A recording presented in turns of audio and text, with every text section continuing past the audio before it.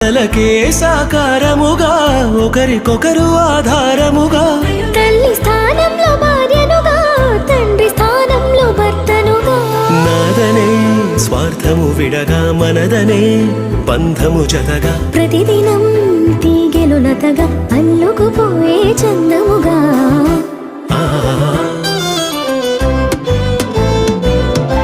పెళ్ళంటే దేహములు వేరైనా ఒక్కటిగా ఫలించే